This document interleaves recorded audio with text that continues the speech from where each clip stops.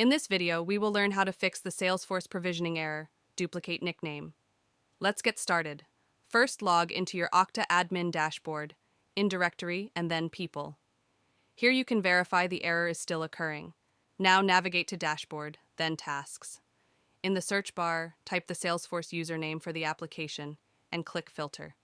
This will populate the current error and click on the error. Now it will show the application and click on edit assignment.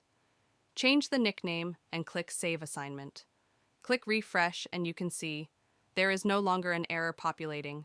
Navigate to Applications, then Applications. On the Salesforce application, click the Edit button. Verify the external ID. Go to your Salesforce application website and under Users click Refresh. Now you should see the updated user made in the Okta admin console. Click on the user to verify the nickname and the user is active. And that is how to fix the Salesforce provisioning error, duplicate name. If you found this video helpful, please like and subscribe to us on YouTube.